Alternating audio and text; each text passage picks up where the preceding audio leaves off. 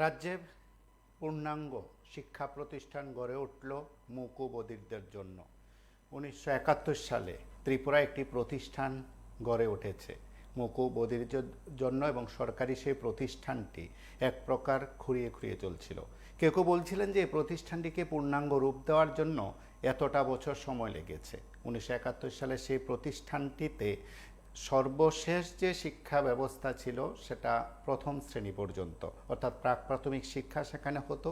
তারপর প্রথম শ্রেণীতে ওঠার পর অধিকাংশ অভিভাবকরা অন্যত্র সেখানে মুক বধির পড়ুয়াদের নিয়ে যেতেন, এবং তার জন্য অভিভাবকদেরও বাড়তি টাকা পয়সা খরচ হতো। রাজ্য সরকার বিভিন্ন প্রতিষ্ঠানকে, বেসরকারি প্রতিষ্ঠানকে আর্থিক সহায়তা দিয়ে থাকে, এবং রাজ্যের কয়েকটি জায়গায় সেই প্রতিষ্ঠানগুলো রয়েছে। সেই প্রতিষ্ঠানগুলো সরকারের আর্থিক সহায়তায় মুকো বধিরদের জন্য সেখানে পড়াশোনার ব্যবস্থা করেছে। প্রাথমিক, উচ্চ প্রাথমিক কিংবা তার উপর পর্যন্ত পড়াশোনার ব্যবস্থাই তারা করে দিত। তারপর বলা যেতে পারে বৃত্তিমূলক প্রশিক্ষণ থেকে শুরু করে অনেক কিছুই সেখানে করা হতো। কিন্তু যারা আর্থিকভাবে খানিকটা হলেও অন্যদের মতো নয়, সচ্ছল নয়, দুর্বল রয়েছেন, তাদের জন্য কি উদ্যোগ, সে প্রশ্ন কিন্তু থেকেই রইল। কিন্তু সেই প্রশ্নের উত্তর এবার দিতে পেরেছেন বা দিয়েছেন এই সময়ের মধ্যে সরকারের তরফে। সেই উদ্যোগটি ইতিমধ্যে বাস্তবায়িত হয়ে গেছে।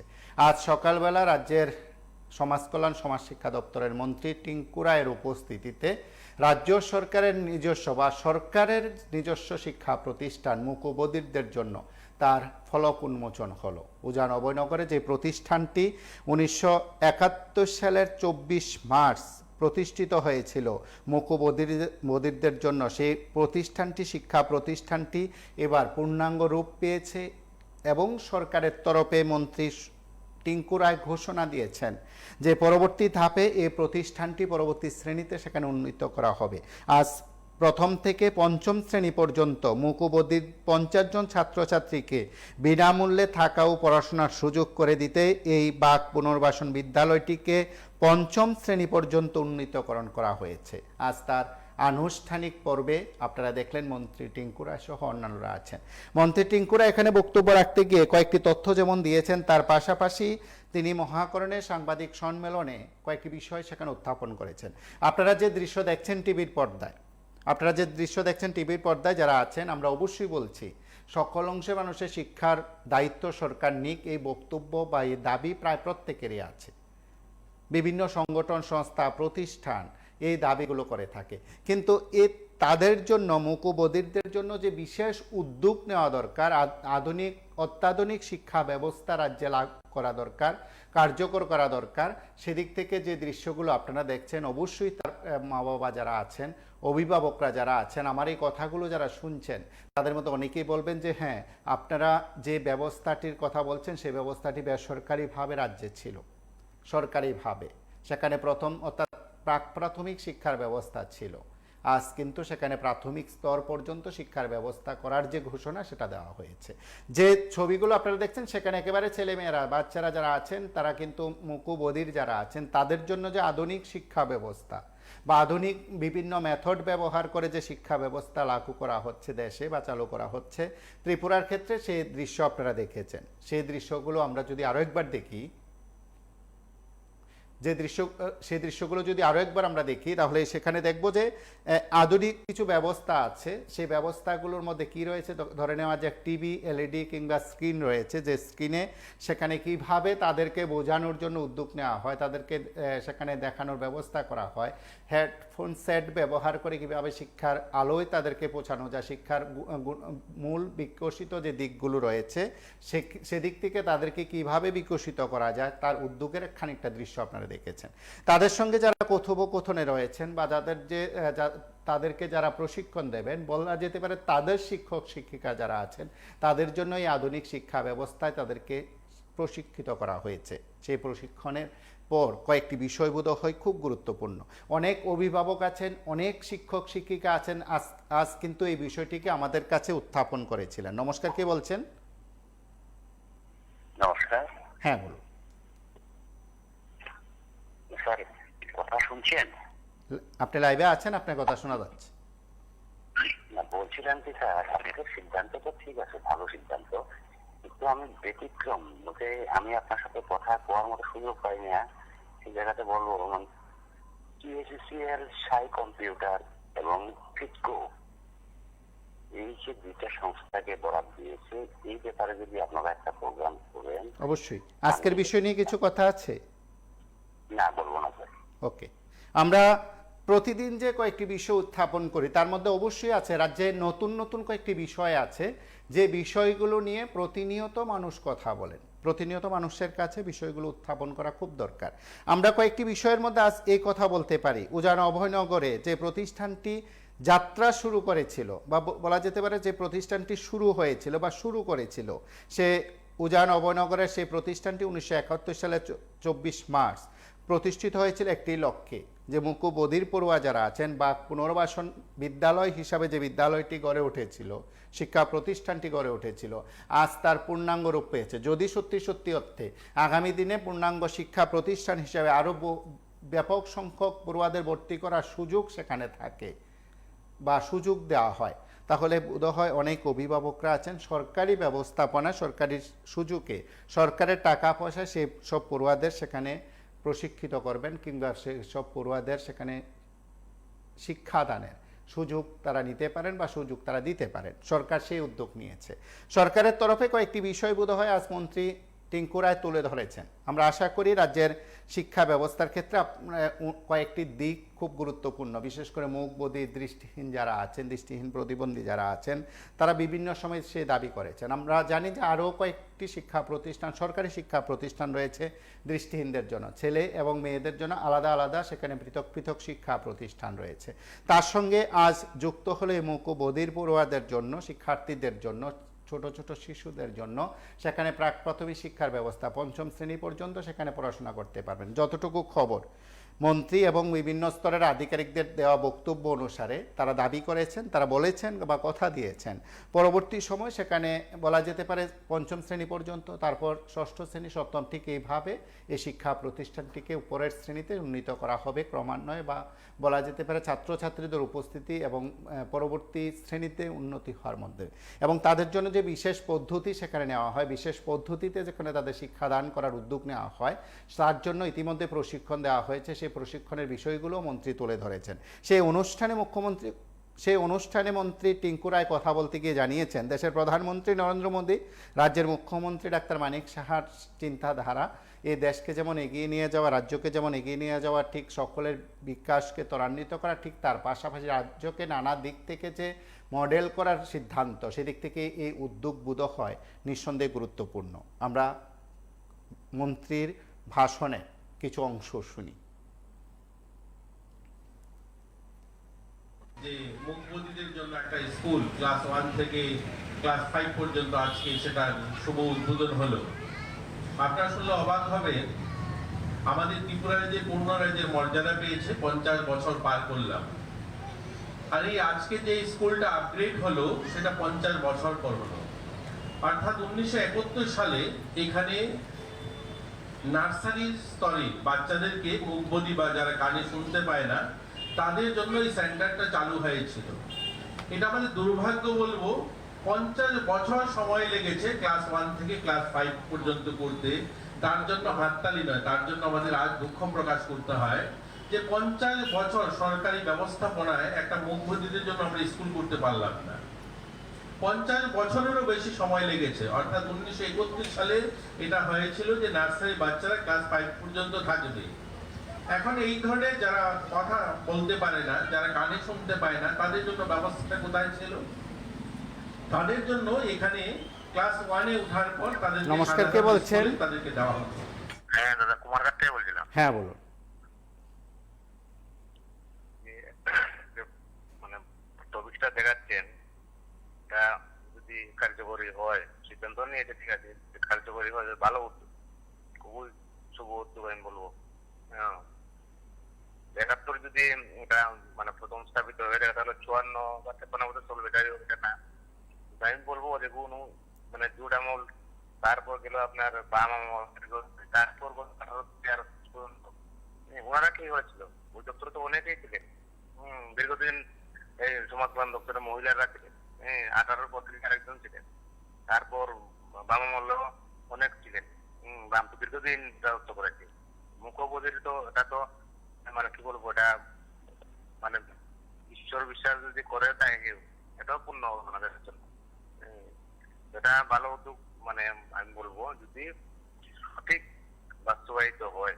আর যখন প্রকল্প ঘোষণা করলে এগুলি অনেক ঘোষণা হয়, কলাপাতা হয়ে যায়, ভিত্তিপ্রস্তর স্থাপন করে দেখা যায় পরে মানে কিছু গাছগাছরা এটাকে করে দেয়। তো বাস্তবায়িত হোক, তাহলে টিঙ্কু বাবুকে আমি ধন্যবাদ জানাইবো। ওনাদের জন্য একটা ভালো উদ্যোগ। আর প্রয়োজনে এরকম যে কোনো রূপ ভাবে প্রত্যেকটা জেলায় এরকম মানে প্রতিষ্ঠান স্থাপন করা হোক। যে অনুকূল জেলাতে একটা ছিল, এখন জানি না কি হয়েছে না হয়েছে। টিঙ্কু দাকে ভালোভাবে মানে অনুরোধ করে বাস্তবায়িত করার জন্য ওনাকে ধন্যবাদ জানাবো। আজকের থেকে যারা পূর্বে ছিলেন এই দপ্তরে, সমাজ দপ্তরে, এর নাম বলবো না, সবাই জানে ওনারা কি করেছে। ওনাদের কোনো সার্টিফিকেট নেই, মানে কি কি কাজ করেছে মানে সমাজ উন্নয়নের জন্য, নারী ও শিশু উন্নয়নের জন্য, মুখ বধিরের জন্য। আমি টিঙ্কু ধন্যবাদ জানাচ্ছি, এটাই বলবো। ধন্যবাদ।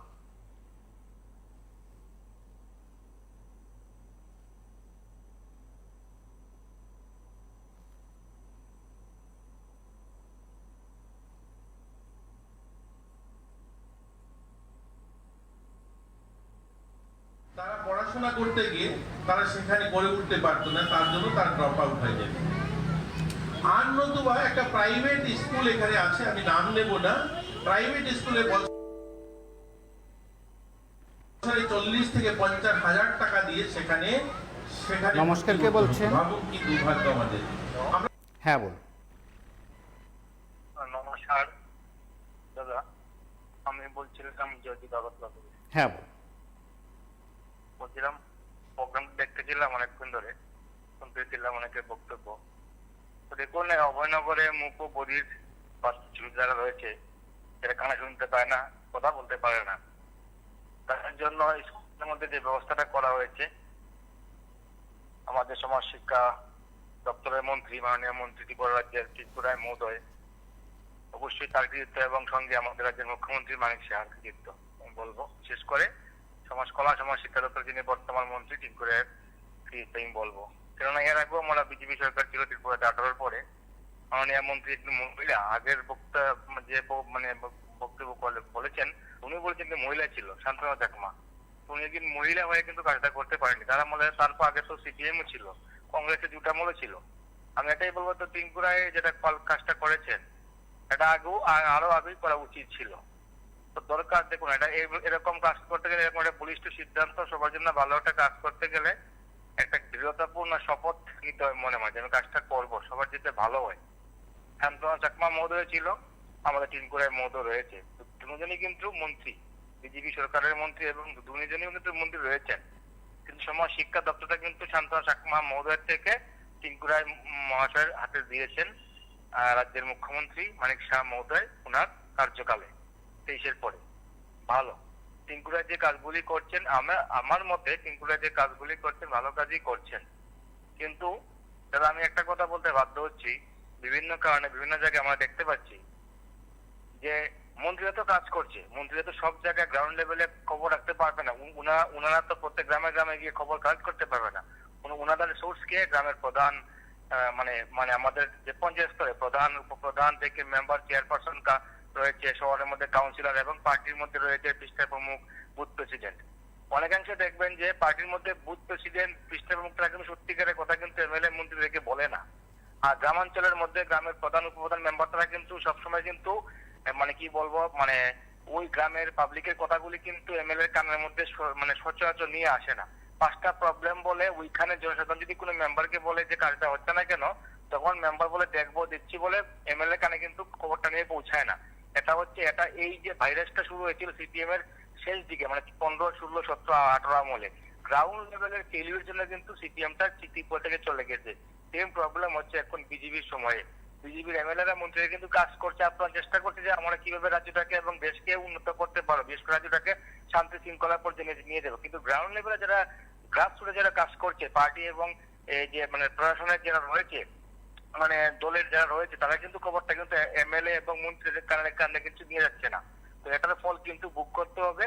আর যদি এখন থেকে যদি শাহ মহোদয় এবং অন্যান্য মন্ত্রীরা যারা রয়েছে, এমএলএ যারা রয়েছেন, বিশেষ করে বিজেপি, তারা যদি শক্ত হাতে এটা এদিকে যদি নজর না দেয়, তাহলে 15, 16, 17-তে সিপিএম এটা মানিক সরকার ভুল বুঝতে পারেনি, 18-তে ফিনিশ, সিপিএম ফিনিশ। আর আমি একটা কথা বলে গিয়েছিলাম, সীতারাম ইয়েচুরি আমাদের মানে যে সিপিএম এর যিনি একদম পলিট ব্যুরো সদস্য, উনি অনেক বছর মানে কি এমপি ছিলেন সম্ভবত, উনি মারা গিয়েছেন। তার জন্য দুঃখ প্রকাশ করছি আমি। নেতা তো নেতাই, যে কোনো দলের হোক। আর লাস্টে এই কথাই বলো, যদি মানিক শাহ মহোদয় এবং বিজেপি দলের যারা এমপি মন্ত্রী এমএলএ রয়েছে, তারা যদি এদিকে গ্রাসরুট লেভেলে নজর না দেয়, তাহলে মেম্বার, প্রধান, চেয়ারপারসন থেকে শুরু করে বুথ প্রেসিডেন্ট থেকে শুরু করে তাদের যে ছেলেমেয়েরা তাদের সঙ্গে তারা পড়াশোনা করতে গিয়ে তারা সেখানে গড়ে উঠতে পারতো না, তার জন্য তার ড্রপ আউট হয়ে যেত। আর নতুবা একটা প্রাইভেট স্কুল এখানে আছে, আমি নাম নেব না, প্রাইভেট স্কুলে বছরে 40 থেকে 50 হাজার টাকা দিয়ে সেখানে ভর্তি করতে হতো। ভাবুন কি দুর্ভাগ্য আমাদের। আমরা বলি আমাদের গরিব রাজ্য, আমরা বলি আমরা পিছিয়ে পড়া রাজ্য, অথচ ওই প্রাইভেট ইনস্টিটিউটে দিতে হবে 50,000 টাকা প্রত্যেক বছরে ফিস দিয়ে সেখানে ভর্তি করতে হবে। আমার যদি মুখবধি ছেলে হয় বা আমার মেয়ে যদি হয়, কানে শুনতে পায় না, কথা বলতে পারে না, তার জন্য 50,000 টাকা বছরে ফিস দিয়ে প্রাইভেট স্কুলে ভর্তি করতে হবে। আর নতুন কোনো আমাদের ব্যবস্থা নেই। আজ দীর্ঘ বছর পর আজ আমরা সেটা করতে পেরেছি, ক্লাস 1 থেকে ক্লাস 5 পর্যন্ত। আমরা আপনাদেরকে আশ্বস্ত করছি এটা আগামী দিনে আমরা মাধ্যমিক পর্যন্ত করে নেব। আপনাদের সকলের সহযোগিতায় এই কাজটা আজ আমরা করতে পেরেছি, আমাদের ছেলেমেয়েরা এখানে ক্লাস 5 পর্যন্ত পড়তে পারবে। দ্বিতীয় যে বিষয়টা হলো, আপনারা জানেন যে পোষণ টেকার, যেটা কেন্দ্র সরকার 2018 সালে এখানে দেখেছি আমরা মাননীয় প্রধানমন্ত্রীজি শুরু করেছিলেন পোষণ অভিযান, এবং পাশাপাশি এই পোষণ টেকার অর্থাৎ একটা মোবাইল সফটওয়্যারের মাধ্যমে সেই সমস্ত অঙ্গনওয়াড়ি সেন্টারগুলোকে ভিজিট করা বা সেখানে তার পরিষেবা বা যে সমস্ত সেই স্কিমের মাধ্যমে যে সমস্ত স্কিমগুলো রয়েছে সেগুলো সঠিকভাবে পরিচালনা করা হচ্ছে কিনা সেটাকে সেই মোবাইল অ্যাপসে আপলোড করার একটা ব্যবস্থা ছিল। এটাতে কি হয়, সেটা যেহেতু গোটা ভারতবর্ষকে নিয়ে চিন্তা করে বানিয়েছে কেন্দ্র সরকার, সেটা সেভাবে তৈরি হয়েছে। আমরা দেখতে পেয়েছি আমাদের যে অনেক সময় যারা সুপারভাইজাররা রয়েছেন, আমাদের সুপারভাইজারও সেই পরিমাণ, যত 10,000-এরও বেশি অঙ্গনওয়াড়ি সেন্টার, 4 লাখেরও বেশি বাচ্চারা সেখানে রয়েছেন। তো সেই একটা বড় সংখ্যা, সেই তুলনামূলক যদি আমরা দেখি আমাদের সুপারভাইজারের সংখ্যাটা কম, আমরা সেভাবে তাদের উপরে প্রেসারাইজ করতে পারি না প্রত্যেকটা অঙ্গনওয়াড়ি সেন্টার প্রত্যেক সপ্তাহে ভিজিট করা বা প্রত্যেক 15 দিনে একবার ভিজিট করার জন্য আমরা তাদেরকে বলতে পারি না। এটা আমরা দেখি মাঝে মধ্যে পত্রিকার পাতায় যে সেখানে অঙ্গনওয়াড়ি সেন্টার বন্ধ রয়েছে, অঙ্গনওয়াড়ি সেন্টারে ছাত্র আসছে না, বা সেখানে সেভাবে যে ধরনের পরিষেবা দেওয়ার কথা সেটা হচ্ছে না। এবং তার জন্য আমরা পরিকল্পনা গ্রহণ করলাম যে আমরা আমাদের রাজ্যে এই যে আজকে যেটা তৈরি হলো অঙ্গনওয়াড়ি ইন্সপেকশন এবং মনিটরিং সিস্টেম, এই অ্যাপস আমরা তৈরি করব, যে অ্যাপসের মাধ্যমে আমরা পুরো অঙ্গনওয়াড়ি সেন্টার 10,000 সেন্টারকে একসঙ্গে এক জায়গায় বসে সেগুলোকে মনিটরিং করা যায়। তার জন্য এই অ্যাপস তৈরি করা হবে। এই অ্যাপসের সবচেয়ে ভালো দিকটা হলো, আগে যেটা পোষণ টেকার ছিল, পোষণ টেকারে এখনো থাকবে সেটা কিন্তু বন্ধ হয়নি, যেহেতু এটা সেন্ট্রাল গভর্নমেন্টের। সেটার মাধ্যমে কি হয়, অনেক সময় আমাদের দিদিমণিরা যারা সেখানে কাজ করেন তারা তাদের বাড়িতে বসেও রিপোর্টটা তৈরি করতে পারে যে আমার অঙ্গনওয়াড়ি সেন্টারে 40 জন বাচ্চা আছে, সেখানে 40 জনের মধ্যে 30 জন উপস্থিত হয়েছে, বা যাই করার হয় সেটা তিনি যখন খুশি করতে পারেন। এই অ্যাপসের মাধ্যমে সবচেয়ে বড় জিনিস যেটা হলো, ওই সেন্টারে গিয়েই আপনাকে আপলোড করতে হবে। অর্থাৎ আপনি যদি ভাবেন যে বাড়িতে বসে সেটাকে আমি আপলোড করে নেবো, সেটা সম্ভব হবে না। আপনাকে ওই 50 মিটার, অর্থাৎ আপনি অঙ্গনওয়াড়ি সেন্টারে যারা সুপারভাইজাররা তারা যদি ভাবেন আমি না গিয়ে সেখানে সেটা ইন্সপেকশন রিপোর্ট করে দেবো, সেটা সম্ভব হবে না। কারণ সেইটা ডিপার্টমেন্টটা বুঝতে শুরু করলাম, দেখলাম যে না, এখানে অনেকগুলো কার্যক্রম রয়েছে যে কার্যক্রমগুলো আমাদের অঙ্গনওয়াড়ি সেন্টার। আজ মন্ত্রীর হাত ধরে এই প্রতিষ্ঠানটির উদ্বোধনের পাশাপাশি এই প্রতিষ্ঠানটির যে শিক্ষা পদ্ধতি, একেবারে ভেতরের যে সিস্টেম রয়েছে, মেথড রয়েছে, সব কিছু সেখানে খতিয়ে দেখা হয়। জানা গেছে বা আশা করা যাচ্ছে, মন্ত্রীর বক্তব্য আপনারা শুনেছেন, আগামী দিনে শিক্ষা প্রতিষ্ঠানটিতে যত সংখ্যক পড়ুয়া ভর্তি হবেন, যে আসনের সংখ্যা সেখানে উল্লেখ করা হয়েছে, তার পাশাপাশি পরবর্তী ধাপেও সেখানে উন্নীত হলে সেই শিক্ষা প্রতিষ্ঠানটি একটা সময় একেবারে উপরের ক্লাস পর্যন্ত, মাধ্যমিক বা তার উপর পর্যন্ত সেখানে শিক্ষা ব্যবস্থা সেখানে কার্যকর হবে, শিক্ষা ব্যবস্থা লাগু হবে বা শিক্ষা ব্যবস্থার উন্নতি হবে, সেই উদ্যোগ সরকার নিয়েছে। আপনারা অনেকে জানেন যে রাজ্য সরকারের উদ্যোগে আগেই বা সরকারের উদ্যোগে আগে সেখানে যারা দৃষ্টিহীন, প্রতিবন্ধী যারা রয়েছেন তাদের জন্য শিক্ষা প্রতিষ্ঠান রয়েছে। এবার মুকু বধিরদের জন্য রাজ্য সরকারের অধীনস্থ শিক্ষা প্রতিষ্ঠান সেখানে গড়ে উঠল, বা তার শুরুটা অনেক আগে হয়েছিল।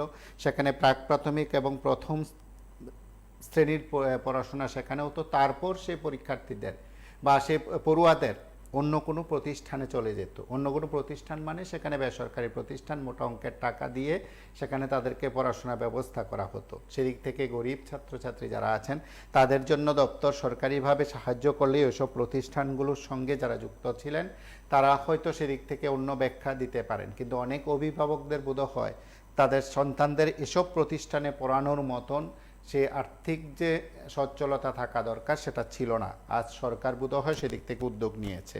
নমস্কার, কি বলছেন? হ্যাঁ বলুন।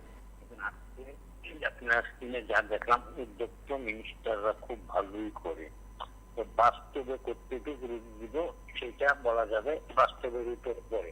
আমরা দেখছি মোহনপুরে কলেজ স্বীকৃতি দিছিল একটা স্কুলকে, কাঠামো পরিকাঠামো কতটুকু করছে না করলে কলেজ স্বীকৃতি দিতে। এরকম যদি বাস্তবে রূপ না দিতে পারে তাহলে উদ্বোধন করলেই সমস্যার সমাধান হয় না, যদি বাস্তব রূপ না পায়। আমরা মাননীয় মন্ত্রী মহোদয়ের কাছে এটাই অনুরোধ করবো যে অঞ্চলকে যেমন উদ্বোধন করছে তা যাতে বাস্তবে রূপ দেয়, তাহলেই এই সমাজের জন্য কিছু কল্যাণ হবে। না হইলে নামমাত্রা থাকবে, আসলে সমাজের কল্যাণ প্রচলিত হবে। এইটাই দেখার বাকি, আমরা এইটাই এতটুকুই বলে রাখি। আপনার অনেক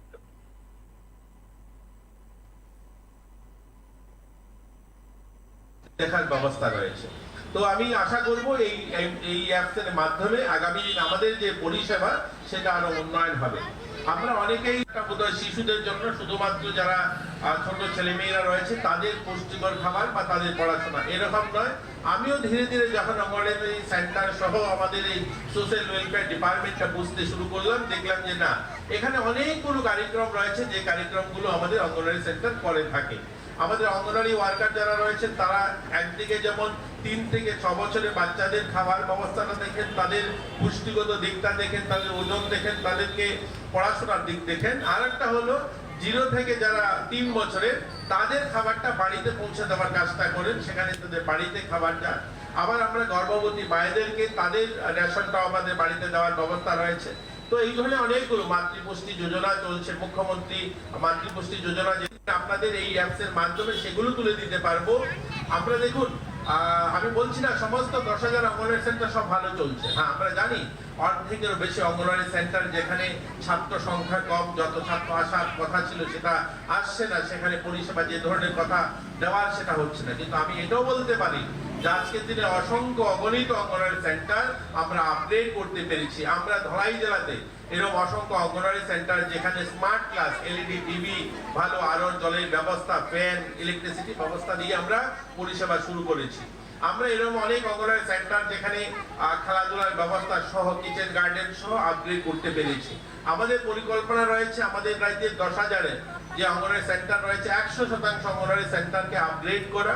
একদম সবগুলো অঙ্গনওয়াড়ি সেন্টারে ইলেকট্রিসিটির ব্যবস্থা থাকবে, সবগুলো অঙ্গনওয়াড়ি সেন্টারে জলের ব্যবস্থা থাকবে, সবগুলো অঙ্গনওয়াড়ি সেন্টারে শৌচালয়ের ব্যবস্থা থাকবে, সবগুলো অঙ্গনওয়াড়ি সেন্টারে কিচেন গার্ডেন থাকবে, সবগুলো অঙ্গনওয়াড়ি সেন্টারে প্লে সেন্টার থাকবে। এই ধরনের একটা সামগ্রিক একটা সেন্টার শিশুদের জন্য আমরা উন্নয়ন করার পরিকল্পনা রয়েছে। আমরা খুব শীঘ্রই সেটা করতে পারবো, আমরা করতে শুরু করেছি, অনেকগুলো ইতিমধ্যে আমরা করে নিয়েছি এবং আগামী দিনেও আরো করতে পারবো, সেই আশা নিয়ে আজকে এখান থেকে আমি বিদায় নেব। সবাইকে আবারও শুভেচ্ছা, মিডিয়ার বন্ধু যারা এসেছেন আপনাদেরকেও শুভেচ্ছা অভিনন্দন জানাই। আমাদের 2024-25 অর্থ বছরে 274টি অঙ্গনওয়াড়ি কেন্দ্রকে সক্ষম অঙ্গনওয়াড়ি করার জন্য 2,74,00,000 টাকা অনুমোদন দিয়েছে। আর আমাদের প্রয়াস রয়েছে রাজ্যের প্রত্যেকটা অঙ্গনওয়াড়ি সেন্টার যেগুলো আমাদের ঘর রয়েছে প্রত্যেকটাকে সক্ষম অঙ্গনওয়াড়ি করার জন্য। আর একটা আজকে সকালবেলায় আপনারা যারা গিয়েছিলেন আমাদের অভয়নগরে আমরা একটা উদ্ঘাটন করলাম প্রথমবারের মতো এমস, এটা হচ্ছে অঙ্গনওয়াড়ি পরিদর্শন এবং মনিটরিং সিস্টেম, একটা অ্যাপস বানিয়েছি আমরা এই 10,000 অঙ্গনওয়াড়িতে। নমস্কার, কে বলছেন? সুপারভাইজাররা রয়েছে। নমস্কার, মেহুর থেকে বলছি। আজকের যে বিষয়টা আমাদের কিন্তু মন্ত্রী মাননীয় টিঙ্কুরাই মহোদয় যে আজকে যে আলোচনা করেছেন, কিন্তু আসলে ত্রিপুরার যে বাস্তব কতটুকু হলো অঙ্গনওয়াড়ির ক্ষেত্রে আমরা জানা মতে এখন পর্যন্ত বহুত অঙ্গনওয়াড়ি সেন্টারের মধ্যে ইলেকট্রিক নেই, বাচ্চারা ইলেকট্রিক কারেন্ট নেই, ফ্যান নেই, অনেকটি আছে আমাদের কাছে, অনেক আছে। কিন্তু তারা কিন্তু কথা তো অনেক বড় বড় কথাই বলে, কিন্তু আমরা চাই যদি করে তো ভালো। কারণ আমরা এখন পর্যন্ত অনেক অঙ্গনওয়াড়ির মাধ্যমে আছে কারণ যেখানে টেবিল কারেন্ট মানে ল্যাট্রিনের ব্যবস্থা নাই। কিন্তু আসলে মূল কথা হলো যারা অঙ্গনওয়াড়ি সেন্টারের মধ্যে চলছে আমরাও চাই এটি সুস্থভাবে সফলভাবে হোক, কিন্তু করার ক্ষেত্রে তো ত্রুটি বিচ্ছুটি সরকারে রয়ে গেল। 2018 সাল থেকে নির্বাচন 2024 হলো, এখন পর্যন্ত অঙ্গনওয়াড়ি সেন্টার নতুন করে নিয়োগের ক্ষেত্রে মানুষের বাড়িতেও এখনো অঙ্গনওয়াড়ি সেন্টার গুলো চলছে, কিন্তু এখন অঙ্গনওয়াড়ি সেন্টারও করতে পারেনি। এখনো মানুষের বাড়িতে চলছে, আছে, এরকম বহুত আছে। কিন্তু তার পাশাপাশি যে বালিকা যোজনা, আমার একটাই আবেদন থাকবো, এই ত্রিপুরা রাজ্যে বামপন সরকার বিপিএল এর যারা ভুক্ত গরিব, যারা শ্রমজীবী মানুষের ভুক্ত বিপিএল ছিল, তাদের ফ্যামিলিতে যদি কন্যা সন্তান এক থেকে দুটি সন্তান হলে তাদের একটা মাসিক একটা তাদের ভাতা থাকছে, কিন্তু এই ভাতাটা কিন্তু এই সরকার আসার পর থেকে একজনকে একটি ভাতা দিতে পারেনি। যদি এই ভাতাটা দেওয়ার ক্ষেত্রে থাকে তাহলে আগামী দিনে যে যারা গরিব রয়েছে তাদেরকে বিয়ে শাদী দেওয়ার ক্ষেত্রে কিন্তু একটা গাইডিয়ানের অভিভাবকদের চিন্তা ভাবনা থাকে না। কিন্তু বামপন সরকার সেই কাজটা করে গিয়েছে, কিন্তু সেটা এখন 2,000 টাকা হলেও কিন্তু প্রত্যেক মাসে তো টাকা ঢুকে না, ঢুকছে, যাই হোক ঢুকে যাচ্ছে। কিন্তু বামপন সরকারের যে দেওয়ার পরিপ্রেক্ষিতে আসছে কিন্তু কন্যা সন্তানের ভাতাগুলা পেয়ে যাচ্ছে, কিন্তু এখন পর্যন্ত নতুন করে একটি কন্যা সন্তানের ভাতাও দেয়নি। আমরা আবেদন করবো বিপিএল মাধ্যমে ডবল ইঞ্জিনের সরকার যাতে বিপিএল এর যারা ভুক্ত বিপিএল রয়েছে তাদের গরিব তাদের কন্যা সন্তান হোক, তাদেরকে নতুন পুনরায় যাতে ভাতাটা চালু করে তাদেরকে দিয়ে একটা উৎসাহিত করতে পারে, কন্যা সন্তানের প্রতি যাতে যত্ন নিতে পারে সেদিকে যাতে সরকার কাজ করে আমরা বিশেষভাবে অনুরোধ করবো। নতুন করে এই সরকার আসার পর থেকে একটি ভাতাও দিচ্ছেন, কন্যা সন্তানের বলুন, বিধবা ভাতাই বলুন, কোনো ভাতাই কিন্তু পরিচালিকা ভাতা বামপন দিয়ে গেছে, কিন্তু তারা এখন পর্যন্ত একটি ভাতা দেয়নি। আমরা তাই সরকার যেরকম ভাবে কথা বলছে সেরকম ভাবে এখন পর্যন্ত কোনো কাজ বাস্তবে করতে পারেনি। আমরা চাই যাতে আগামী দিন এই বাস্তবে রূপ দিতে পারে, সরকারের ঘোষণা অনুসারে কাজ করতে পারে, তাহলে আমরা সরকারকে সাধুবাদ অভিনন্দন জানাবো। আর না হলে আমরা আমাদের মতন করে আমরা সমালোচনা করবো। টিভি24 মাধ্যমে আবার বলতে চাই, কন্যা সন্তানের ভাতাটা অবিলম্বে চালু করে সাধারণ গরিব মানুষ যাতে উৎসাহিত হয়, সেদিকে যাতে আমাদের মন্ত্রী মহাশয় যাতে এদিকে নজরদারি করে, সেদিকে আমরা টিভি24 মাধ্যমে আমরা আবেদন করবো। সেটাই আমরা বলতে চাই। নমস্কার। রয়েছেন সেখানে গিয়ে গিয়ে তারা যে ভিজিট করতে যায়, অনেক সময় সংখ্যাটা যেহেতু বেশি। নমস্কার, কে বলছেন? নমস্কার দাদা, আমি আগরতলা থেকে বলছি। হ্যাঁ, বলুন। দাস। আমার বলা হলো ত্রিপুরায় মন্ত্রী মহাশয় যে কথা বললেন, প্রধানমন্ত্রীর কথা বললেন এবং মুখ্যমন্ত্রীর কথা বললেন যে ওনারা চিন্তা ভাবনা দেশ এগিয়ে যাবে, কথাটা সম্পূর্ণ ভুল। এই কারণে ভুল তথ্য উনি দিলেন, সান্ত্বনা দিলেন মানুষকে। যতদিন প্রাইভেট স্কুলগুলি সরকারিকরণ না করা হইব, কোন প্রাইভেট স্কুল থাকতে পারবো না ভারতবর্ষে। এবং যখন প্রাইভেট স্কুল থাকবে না তখন এই শিক্ষা ব্যবস্থার উন্নতি হবে সারা ভারতবর্ষে, এবং সম্পূর্ণ খরচা সরকার বহন করতে হবে। তাহলেই দেশের উন্নতি সাধন হবে শিক্ষা ক্ষেত্রে। শুধু শিক্ষা ক্ষেত্রে নয়, এই ছাত্ররা যখন আবার শিক্ষা দীক্ষা তারা উন্নতি হবে, তখন রাষ্ট্রেও তারা উন্নতি করে নিতে পারবো যদি সরকারের ইচ্ছা থাকে যে ছেলেগুলির কাজে লাগান। তাহলে কর্মসংস্থান এবং শিক্ষা ব্যবস্থা দুটা ব্যবস্থা সরকার দায়িত্ব নিতে হবে। যে শিক্ষা ব্যবস্থা আমরা সরকার দেখুন, কর্ম ব্যবস্থা সরকার দেখুন। কারণ যেইভাবে প্রাইভেট ব্যবস্থা ভারতবর্ষে ধীরে ধীরে ধীরে ধীরে প্রলোভন দিয়ে তারা গজায় উঠতেছে প্রাইভেট ব্যবসা। তো আমার মনে হয় আগামী দিনে যদি এই হাল অবস্থা থাকে তাহলে ভারতবর্ষের পরিণাম ভয়ঙ্কর পরিস্থিতি হবে। গুল্লি করে ওই সরকার রুখতে পারবো না মানুষকে। কারণ মানুষ সবাই বুঝতে গেছে যে এই ভারতবর্ষে শুধু বাউতা বাউতা বাউতা চলছে। প্রথম দিকে দেখেন রাষ্ট্র স্বাধীন হওয়ার পর আমরা যদিও শুধু আমরা তো কম বেশি স্কুলে পড়ছি, তখন যে শিক্ষা ব্যবস্থাটা কংগ্রেস দিছিল খুব চমৎকার ব্যবস্থা দিয়েছিল। প্রতি মাসে 2 বার 3 বার ইন্সপেক্টর স্কুলে গেছে, প্রতিটা স্কুলে গেছে। ছেলে মেয়েরা যখন যে ইনজেকশন দেওয়া, টিকা দেওয়া, এই ব্যবস্থাগুলি আসলে এগুলি কিন্তু আপনারা বোধ নিশ্চয়ই পাইছেন, কেউ বলার মতন নাই।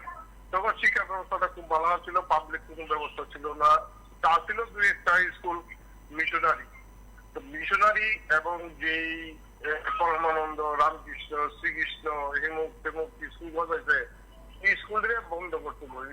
বন্ধ না করে মানুষ সরকারিকরণ করতে পারে, এই স্কুলটিকে সরকারিকরণ করুক, শিক্ষা ব্যবস্থার মান বাড়াক এবং কর্মসংস্থান ভারত সরকার দিতে হবে। কিন্তু সরকারটা যারা চালায় আমরা কিন্তু বুঝতে গেছি, ভারতবর্ষের সবাই বুঝতে গেছে সরকারটা কারা চালায় এবং তারাই ডেভেলপ হইতেছে, তারাই ব্যবসা বাণিজ্য সব ধীরে ধীরে ধীরে ধীরে তারাই নিয়ে যেতেছে। এই স্কুল, কলেজ, ইনস্টিটিউট, হসপিটাল সব তাদের হাতে। তাহলে আমরা ভারতবর্ষের তারা দিনে দিনে দিনে দিনে আমাদের একদম ধ্বংস করে দিয়েছে। আর শুধু একটাই আছে, হিন্দু মুসলিম হিন্দু মুসলিম হিন্দু মুসলিম তোয়া মানুষের প্রলোভন দিয়ে চালাইতেছে। তবে এই প্রলোভনে এখন আর কেউ সারা দিব না।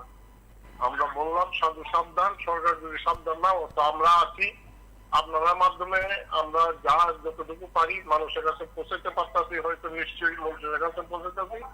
রাষ্ট্র উন্নতি করুক, শিক্ষা ব্যবস্থা এবং কর্ম ব্যবস্থা সরকার দেখে মানুষকে, দেশটাকে সর্বনাশ না করে নিজেরা সর্বনাশ না করে, নাহলে সর্বনাশ তাদেরও হবে, প্রত্যেকের হবে, কেউ মুকুব পাবে না। রয়েছেন সেখানে গিয়ে গিয়ে তারা যে ভিজিট করতে যান, অনেক সময় সংখ্যাটা যেহেতু বেশি সেখানে ভিজিটে তারা ফিজিক্যালি যান না, না গিয়ে বাইরের থেকে করে নেন। তার জন্য আমরা নতুন যে অ্যাপটা আজকে আমরা লঞ্চ করলাম, ওই অ্যাপটা এভাবেই বানানো হয়েছে, যিনি সার্ভে করতে যান বা ভিজিট করতে যান তিনি ওই সেন্টারে না গিয়ে করতে পারবেন না। অর্থাৎ এইরকম ভাবেই ডিজাইন করা হয়েছে ওই অঙ্গনওয়াড়ি সেন্টারে গিয়েই ওনাকে ভিজিট করেই সেটাকে রিপোর্ট করতে হবে। অর্থাৎ ওই অঙ্গনওয়াড়ি সেন্টারে 50 মিটারের সারাউন্ডিং এর মধ্যেই ওই সুপারভাইজারকে যেতে হবে, তবেই সেটাকে রিপোর্ট আপলোড করতে পারবে। তো এই ধরনের একটা আধুনিক আমরা অ্যাপ আজকেই লঞ্চ করলাম আমাদের অঙ্গনওয়াড়ি সেন্টারগুলোকে, জন্য আরো ভালো পরিষেবা পায় মানুষ সেখান থেকে সেই কাজটা করতে পারে, তার জন্য শুরু হয়।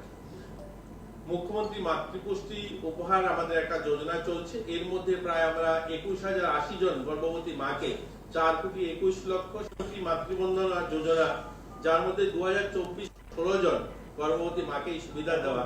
সমাজ কল্যাণ সমাজ শিক্ষা দপ্তরের যে বিষয়টা, এই বিষয়টাও আপনারা সবাই জানেন, আমাদের রাজ্যে 10,222টা অঙ্গনওয়াড়ি সেন্টার রয়েছে, যার মধ্যে প্রায় 2,90,659 জন শিশু রয়েছে আমাদের সেখানে, আর 26,458 জন গর্ভবতী মায়েরা রয়েছেন রেজিস্টার্ড আমাদের অঙ্গনওয়াড়ি সেন্টারগুলোতে।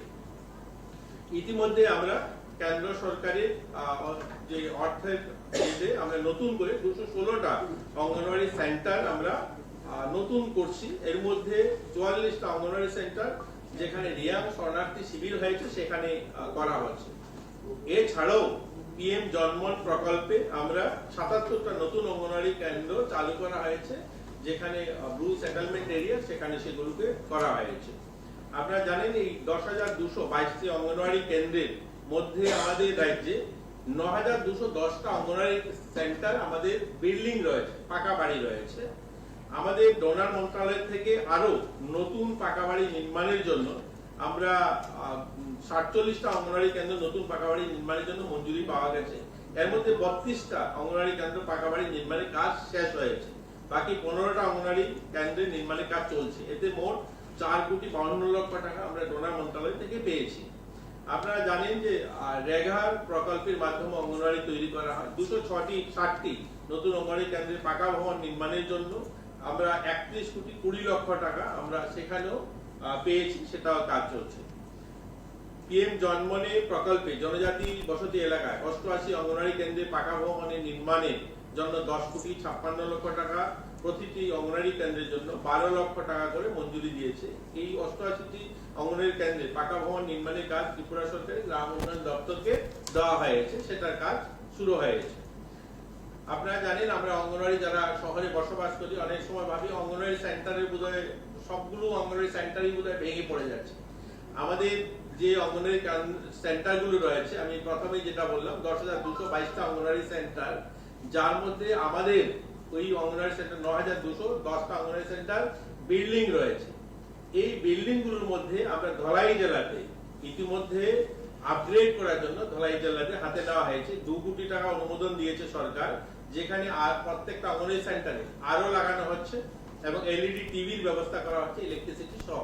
তো আমরা ধলাই জেলাকে প্রথম ধরেছি, সেখানে ধলাই জেলা অঙ্গনওয়াড়ি সেন্টারগুলোতে টিভি থাকবে, আরো থাকবে এবং ইলেকট্রিসিটির ব্যবস্থা করা হবে। মুখ বধিরদের জন্য আপনাদের বলতে খুশি হচ্ছে আমাদের রাজ্যে 1971 এ সরকারি উদ্যোগে মুখ বধির যারা তাদের জন্য একটা স্কুল আর তাদের একটা হোম চালু করা হয় অভয়নগরে। যে হোমটা আজ 50 বছর পর, 50 নয় এরও বেশি সময় পর আমরা সেটাকে আপগ্রেড। নমস্কার, কে বলছেন? নমস্কার, আগরতলা থেকে বলছি। দেখুন, আমি সাংবাদিক সম্মেলনটা দেখছি, এত উন্নয়নমূলক সিদ্ধান্ত গ্রহণ করছেন, অথচ কতগুলি স্কুল বন্ধ করে দিচ্ছে। অঙ্গনাদি কেন্দ্রের উন্নয়ন করছেন, তার মানে 1 থেকে 5 পর্যন্ত পড়াশোনা, তারপরে মানুষের দোকানে কাজ করার জন্য ছাত্রদের তৈরি করছেন। এটাই উনি বুঝাইতে চাইছেন। স্কুল বন্ধ হবে কেন? গত সরকার গ্রামে গ্রামে ব্যাকওয়ার্ড এলাকায় স্কুল চালু করেছেন। ওরা স্কুল 100 কতটা আমি জানি না, 160 না কত স্কুল বন্ধ করার সিদ্ধান্ত নিয়েছেন। মাস্টার নিয়োগ করছেন না, ক্লাস 4 নিয়োগ করছেন না, কেরানি নিয়োগ করছেন না। ওরা এখানে অঙ্গনাদি আলোচনা করছেন, রেগার আলোচনা করছেন। রেগা এখন পঙ্গু হয়ে গেছে, রেগা সর্বনাশ। ভাতা 33টা, গত সরকার 33টা ভাতা চালু করেছে। ওরা একটা ভাতার নাম বলো যে ওরা চালু করেছে। ওরা তো আসলে আমরা যে এখন পেনশন পাই এটাও ওদের সহ্য হচ্ছে না। হ্যাঁ, আমরা হয়তো জীবন শেষ হলে পরে তারা খুশি হবে, কিন্তু তাদের নিজের ভাতা কিন্তু চালু হয়েছে। তারা নিজেদের ভাতা বেলাজার মতো সিদ্ধান্ত নেয় মন্ত্রিসভা। এর চেয়ে লজ্জার আর কিছু নেই। আর বোঝার কিছু বাকি আছে এগুলি কিরকম হিংসুকতে দলের সরকার চলছে। কাজেই এগুলি মানুষকে বুঝতে হবে আগে, তারপরে তাদের শিক্ষা হবে। এছাড়া উপায় নেই। মানুষ আরো কিছুদিন ভুগুক, তারপরে। এটাই আমার বক্তব্য। নমস্কার।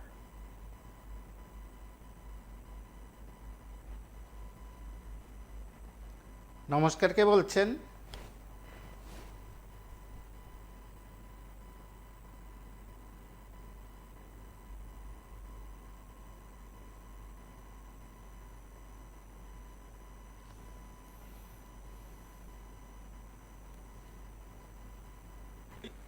সেটাকে আপগ্রেড করতে পেরেছি।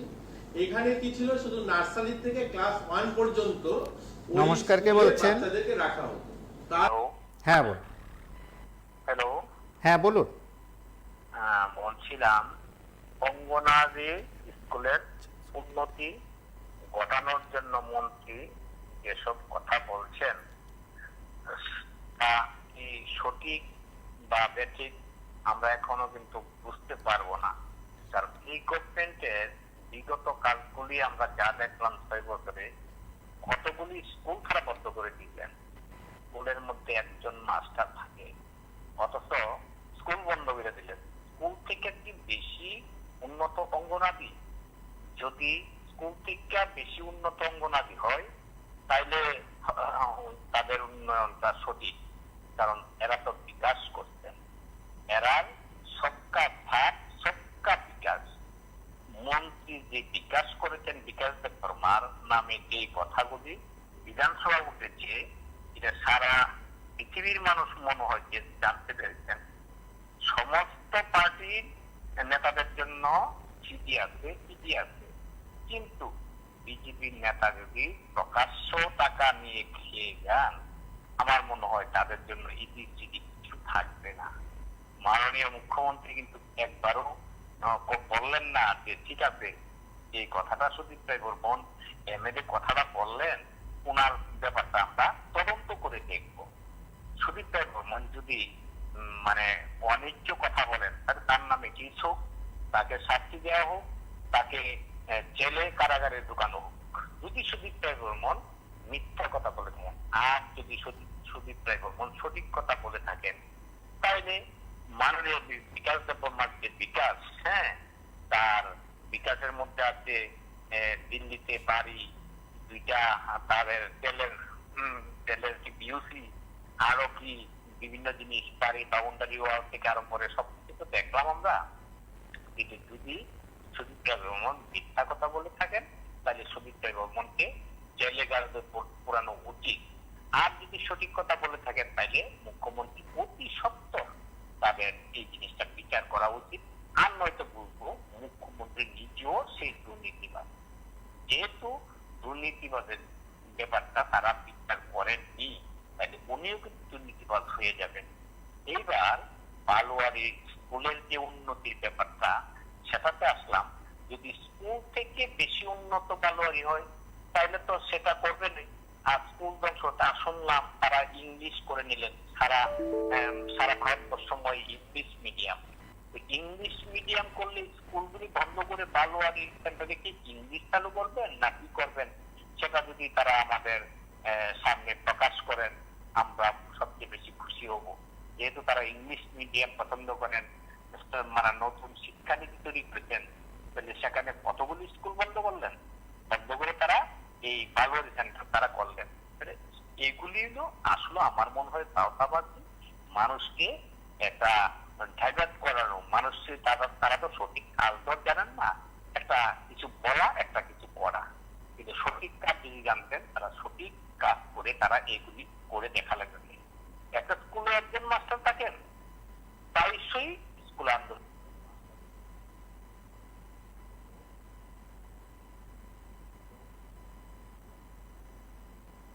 সেটাকে আপগ্রেড করতে পেরেছি। এখানে কি ছিল, শুধু নার্সারি থেকে ক্লাস 1 পর্যন্ত ওই স্কুলে বাচ্চাদেরকে রাখা হতো। তার পরবর্তীতে ওই স্কুল থেকে পরবর্তীতে সাধারণ ছেলেমেয়েরা যে সমস্ত স্কুলে পড়ে সেখানে নিয়ে ভর্তি করা হতো। তাই সেখানে কি হতো, সবাই ড্রপ আউট হয়ে যেত, কারণ সেখানে যেহেতু স্পেশাল বাচ্চাদের কোনো ব্যবস্থা ছিল না, সেখানে ড্রপ আউট হয়ে যেত। কিন্তু এটা 50 বছর সময় লেগেছে আমরা সেটাকে সরকারি একটা স্কুলে রূপান্তরিত করতে। আমরা আজ ক্লাস 1 থেকে ক্লাস 5 পর্যন্ত ইংলিশ মিডিয়ামে আজ আমরা করেছি। আমাদের রাজ্যে প্রাইভেট একটা স্কুল ছিল, যেখানে প্রত্যেক বছর 40-50 হাজার টাকা দিয়ে প্রাইভেটে পড়াতে বাধ্য হতো। যাদের আর্থিক সচ্ছলতা ছিল তারা সেই প্রাইভেটে গিয়ে ওই মুখবধিদের পড়াতেন। সরকারি স্কুলের ব্যবস্থা ছিল না, সেখানে সাধারণ বাচ্চাদের সঙ্গে পড়তে হতো। আমরা আজকে এটাকে আবার নতুন করে ক্লাস 1 থেকে ক্লাস 5 পর্যন্ত ইংলিশ মিডিয়ামে আমরা করতে পেরেছি। সেটা আমাদের এখানে টিটিএডিসি এলাকাতে আপনার 2023-24 অর্থ বছরে শিশুদের জন্য আমরা 2,68,00,000 টাকা বরাদ্দ করেছি। আমরা 2024-25 আর্থিক বছরে সমাজ কল্যাণ সমাজ শিক্ষা দপ্তরে 59 জেলাতেও 1,34,00,000 টাকা দুটো শিশু হোম। একটা হচ্ছে আমাদের গোমতী জেলায় ঢালাকে শিশু হোমের কাজ চলছে, সেটা ব্যয় হবে সেখানে 2,68,00,000 টাকা, সেটা নির্মাণ কাজ শুরু হয়েছে। এবং একটা 59 জেলায় শিশু হোম হবে, সেখানে 1,34,00,000 টাকা সেখানে খরচা করা হচ্ছে একটা শিশু হোমের জন্য। দুটো সরকারি শিশু হোম দুটা জেলায় তৈরি হচ্ছে। দেখুন, কিছু কিছু গভর্নমেন্ট সুবিধা যেগুলো বলা হয়েছে, অঙ্গনওয়াড়ি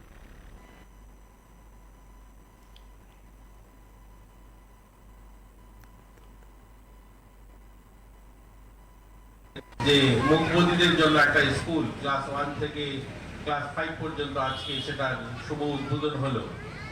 আপনারা শুনলে অবাক হবে, আমাদের ত্রিপুরার যে পূর্ণ রাজ্যের মর্যাদা পেয়েছে 50 বছর পার করলাম, আর এই আজকে যে স্কুলটা আপগ্রেড হলো সেটা 50 বছর পর হলো। অর্থাৎ 1971 সালে এখানে নার্সারি স্তরে বাচ্চাদেরকে মুখবধি বা যারা কানে শুনতে পায় না তাদের জন্য এই সেন্টারটা চালু হয়েছিল। এটা আমাদের দুর্ভাগ্য বলবো, 50 বছর সময় লেগেছে ক্লাস 1 থেকে ক্লাস 5 পর্যন্ত করতে। তার জন্য হাততালি নয়, তার জন্য আমাদের আজ দুঃখ প্রকাশ করতে হয় যে 50 বছর সরকারি ব্যবস্থাপনায় একটা মুখবধিদের জন্য আমরা স্কুল করতে পারলাম না। 50 বছরেরও বেশি সময় লেগেছে। অর্থাৎ 1931 সালে এটা হয়েছিল যে নার্সারি বাচ্চারা ক্লাস 5 পর্যন্ত থাকবে। এখন এই ধরনের যারা কথা বলতে পারে না, যারা কানে শুনতে পায় না, তাদের জন্য ব্যবস্থাটা কোথায় ছিল? তাদের জন্য এখানে ক্লাস 1-এ ওঠার পর তাদেরকে সাধারণ স্কুলে তাদেরকে দেওয়া হতো। কিন্তু সাধারণ স্কুলে সেখানে যে ছেলেমেয়েরা তাদের সঙ্গে তারা পড়াশোনা করতে গিয়ে তারা সেখানে গড়ে উঠতে পারতো না, তার জন্য তার ড্রপ আউট হয়ে যেত। আর নতুবা একটা প্রাইভেট স্কুল এখানে আছে, আমি নাম নেব না, প্রাইভেট স্কুলে বছরে 40 থেকে 50 হাজার টাকা দিয়ে সেখানে ভর্তি করতে হতো। ভাবুন কি দুর্ভাগ্য আমাদের। আমরা বলি আমাদের গরিব রাজ্য, আমরা বলি আমরা পিছিয়ে পড়া রাজ্য, অথচ ওই প্রাইভেট ইনস্টিটিউটে দিতে হবে 50,000 টাকা প্রত্যেক বছরে ফিস দিয়ে সেখানে ভর্তি করতে হবে। আমার যদি মুখবধি ছেলে হয় বা আমার মেয়ে যদি হয়, কানে শুনতে পায় না, কথা বলতে পারে না, তার জন্য 50,000 টাকা বছরে ফিস দিয়ে প্রাইভেট স্কুলে ভর্তি করতে হবে। আর নতুন কোনো আমাদের ব্যবস্থা নেই। আজ দীর্ঘ বছর পর আজ আমরা সেটা করতে পেরেছি ক্লাস 1 থেকে ক্লাস 5 পর্যন্ত। আমরা আপনাদেরকে আশ্বস্ত করছি এটা আগামী দিনে আমরা মাধ্যমিক পর্যন্ত করে নেব। আপনাদের সকলের সহযোগিতায় এই কাজটা আজ আমরা করতে পেরেছি, আমাদের ছেলেমেয়েরা এখানে ক্লাস 5 পর্যন্ত পড়তে পারবে। দ্বিতীয় যে বিষয়টা হলো, আপনারা জানেন যে পোষণ টেকার, যেটা কেন্দ্র সরকার 2018 সালে এখানে দেখেছি আমরা মাননীয় প্রধানমন্ত্রীজি শুরু করেছিলেন পোষণ অভিযান, এবং পাশাপাশি এই পোষণ টেকার অর্থাৎ একটা মোবাইল সফটওয়্যারের মাধ্যমে সেই সমস্ত অঙ্গনওয়াড়ি সেন্টারগুলোকে ভিজিট করা বা সেখানে তার পরিষেবা বা যে সমস্ত সেই স্কিমের মাধ্যমে যে সমস্ত স্কিমগুলো রয়েছে সেগুলো সঠিকভাবে পরিচালনা করা হচ্ছে কিনা সেটাকে সেই মোবাইল অ্যাপসে আপলোড করার একটা ব্যবস্থা ছিল। এটাতে কি হয়, সেটা যেহেতু গোটা ভারতবর্ষকে নিয়ে চিন্তা করে বানিয়েছে কেন্দ্র সরকার, সেটা সেভাবে তৈরি হয়েছে। আমরা দেখতে পেয়েছি আমাদের যে অনেক সময় যারা সুপারভাইজাররা রয়েছেন, আমাদের সুপারভাইজারও সেই পরিমাণ, যত 10,000-এরও বেশি অঙ্গনওয়াড়ি সেন্টার, 4 লাখেরও বেশি বাচ্চারা সেখানে রয়েছেন। তো সেই একটা বড় সংখ্যা, সেই তুলনামূলক যদি আমরা দেখি আমাদের সুপারভাইজারের সংখ্যাটা কম, আমরা সেভাবে তাদের উপরে প্রেসারাইজ করতে পারি না প্রত্যেকটা অঙ্গনওয়াড়ি সেন্টার প্রত্যেক সপ্তাহে ভিজিট করা বা প্রত্যেক 15 দিনে একবার ভিজিট করার জন্য আমরা তাদেরকে বলতে পারি না। এটা আমরা দেখি মাঝে মধ্যে পত্রিকার পাতায় যে সেখানে অঙ্গনওয়াড়ি সেন্টার বন্ধ রয়েছে, অঙ্গনওয়াড়ি সেন্টারে ছাত্র আসছে না, বা সেখানে সেভাবে যে ধরনের পরিষেবা দেওয়ার কথা সেটা হচ্ছে না। এবং তার জন্য আমরা পরিকল্পনা গ্রহণ করলাম যে আমরা আমাদের রাজ্যে এই যে আজকে যেটা তৈরি হলো অঙ্গনওয়াড়ি ইন্সপেকশন এবং মনিটরিং সিস্টেম, এই অ্যাপস আমরা তৈরি করব, যে অ্যাপসের মাধ্যমে আমরা পুরো অঙ্গনওয়াড়ি সেন্টার 10,000। নমস্কার, কে বলছেন? বলছিলাম বালুর স্কুল যে উন্নত করেছেন, দিদিমণির উন্নত করেছেন কি, বা নতুন করে দিদিমণি কি নিয়োগ করবেন ইংলিশ মিডিয়ামের যারা ইংলিশে পাস করে আসছেন সেরকম ধরনের দিদিমণি নিয়োগ করবেন? এগুলি তো বললেন না। আগে বলবেন 1 থেকে 5 পর্যন্ত তারা উন্নীত করেছেন। তো এখানে মাস্টার তারা কি কিভাবে উন্নত হবে? দেখা গেল যে তাদের আগে কি ওই মুখের কথাটাই 1 থেকে 5 পর্যন্ত এটা প্রচার করবেন, প্রচার করে তারা ভোট প্রচারণী পার হবেন। কিন্তু দেখা গেল যেখানে কোনো মাস্টার উন্নত নেই। একটা মাস্টারের বেতন কত? 27,000 টাকা বেতন। বেতনটা বাড়িয়েছেন বালুর স্কুলের? এই কথাটাও বললেন না। খিদার পেট কি বচনে পড়বে? মানুষে যারা বালুর স্কুলে দিদিমণিরা বহুত কষ্টে চাকরি করছেন তাদের বেতনটা তো একবারও বাড়েননি, কিন্তু মন্ত্রী মহাশয়ের বেতন কত টাকা বাড়িয়েছেন? তাদের বেতন তো অন্তপক্ষে 50,000 থেকে 1 লাখ করে নিয়েছেন। কিন্তু দেখা গেল যে বালুর স্কুলের বেতন ওই 6-7,000, 8,000-এর মধ্যেই রেখে দিল। তাহলে ঘটনাটা কি? তারারে কাজের লুট দেওয়া হলো, তোমরা 5 পর্যন্ত পড়াতে হবে। আরে পড়াতে হলে তাদের কোয়ালিটিটা কি? ক্যাম্প 5 পর্যন্ত করলে সেখানে মাস্টারি করতে হবে, সেই দালান বাড়ি পাকা বাড়ি করতে হবে। হ্যাঁ, যেই জায়গাটা তারা স্কুল বন্ধ করে দিয়েছেন সেই জায়গাটা বালুর স্কুল করবেন, বালুর স্কুল নতুন করে করতে হবে, নাহলে তারা কোথায় না গাছপালাতে বসে পড়াবেন। হ্যাঁ, এগুলি কথা, আসলে কথা না, এগুলি নাটক করছেন ওরা। এই নাটকে তাদের দিন যাবে না, এই নাটকে মানুষ বুঝতে পারছে। আর এই বালুর স্কুলের ঘটনা নিয়ে দেখবেন আগামী দিন থেকে তারা আবার আন্দোলন করবে। দিদিমণিরা আমাদেরকে এই কাজ দিয়েছে, কিন্তু আমাদের বেতন 5,000, 6,000, 7,000 দিতে হবে। এই জিনিসটা হওয়ার জন্যই মন্ত্রী মহাশয় এটা করবেন। আর বিকাশ কতটুকু তারা করবেন ত্রিপুরা রাজ্যের, সেই বিকাশ কিন্তু ত্রিপুরা রাজ্যের ঐতিহাসিক ঘটনা রয়ে থাকলো। আর উনি জানি কতটুকু বিকাশ করবেন, সেইটা আমরা এখন দেখার জন্য অপেক্ষা করবো। এটুকু কথা।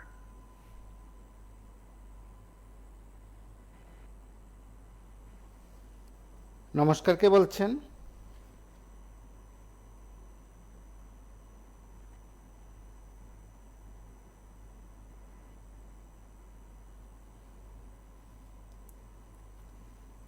হ্যালো,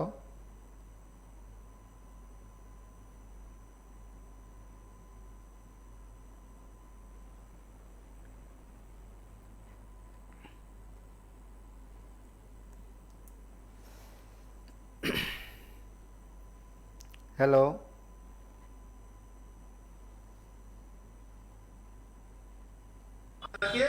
একসঙ্গে এক জায়গায় বসে সেগুলোকে মনিটরিং করা যায়, তার জন্য এই অ্যাপ তৈরি করা হলো। এই অ্যাপসের সবচেয়ে ভালো দিকটা হলো, আগে যেটা পোষণ ট্যাকার ছিল, পোষণ ট্যাকারে এখনো থাকবে সেটা কিন্তু বন্ধ হয়নি, যেহেতু এটা সেন্ট্রাল গভর্নমেন্টের। সেটার মাধ্যমে কি হয়, অনেক সময় আমাদের দিদিমণিরা যারা সেখানে কাজ করেন তারা তাদের বাড়িতে বসেও রিপোর্টটা তৈরি করতে পারে যে আমার অঙ্গনওয়াড়ি সেন্টারে 40 জন বাচ্চা আছে, সেখানে 40 জনের মধ্যে 30 জন উপস্থিত হয়েছে, বা যাই যাই করার হয় সেটা তিনি যখন খুশি করতে পারেন। এই অ্যাপসের মাধ্যমে সবচেয়ে বড় জিনিস যেটা হলো, ওই সেন্টারে গিয়েই আপনাকে আপলোড করতে হবে। অর্থাৎ আপনি যদি ভাবেন যে বাড়িতে বসে সেটাকে আমি আপলোড করে নেব, সেটা সম্ভব হবে না। আপনাকে ওই 50 মিটার, অর্থাৎ আপনি অঙ্গনওয়াড়ি সেন্টারে যারা সুপারভাইজাররা, তারা যদি ভাবেন আমি না গিয়ে সেখানে সেটার ইন্সপেকশন রিপোর্ট করে দেবো, সেটা সম্ভব হবে না। কারণ সেই অ্যাপ অপারেটিভ হবে না যতক্ষণ পর্যন্ত তিনি ওই অঙ্গনওয়াড়ি সেন্টারের প্রাঙ্গণে না গিয়েছেন। এটা সবচেয়ে বড় জিনিস হলো, ওই সেন্টার গিয়েই ওনাকে ইন্সপেকশন করতে হবে, সেন্টারে ওনাকে যেতে হবে। আরেকটা দিক হলো, সেই ইন্সপেকশন করার সময় বিভিন্ন ফটোগ্রাফ, অর্থাৎ আজকের দিনে যে লাইভ, এর জন্য এটার মধ্যে লেখা হয়েছে এইমস লাইভ, অর্থাৎ লাইভে সেখানে গিয়ে আপনাকে জিও ট্রেকিং করতে পারবেন, অর্থাৎ ফটোগ্রাফি করতে পারবেন, করে সেটা আপলোড করতে পারবেন। সেটা আমাদের প্রদেশ, অর্থাৎ আমাদের হেডকোয়ার্টার থেকে সেটাকে দেখার ব্যবস্থা রয়েছে। তো আমি আশা করব এই অ্যাপসের মাধ্যমে আগামী দিন আমাদের যে পরিষেবা সেটা আরো উন্নয়ন হবে। আমরা অনেকেই আপনারা শুনলেন, এবং মন্ত্রীর উপস্থিতিতে আজ মুকুব অধীরদের জন্য শিক্ষা প্রতিষ্ঠান সরকারের ভাবে গড়ে উঠল। সেখানে পূর্ণাঙ্গ শিক্ষার বিকাশ হবে, এবং যে উদ্যোগ সরকার গ্রহণ করেছে তা রাজ্যের বিভিন্ন জায়গার মুকুব অধীরদের কল্যাণে আসবে, এবং আরও যদি প্রয়োজন হয় শিক্ষা প্রতিষ্ঠান সম্প্রসারণের উদ্যোগ সরকার নেবে বলে সংশ্লিষ্ট সকলেই আশাবাদী। সরকার কথা রাখবে বলেও সকলে আশাবাদী। আজ এই পর্যন্ত। নমস্কার, শুভরাত্রি।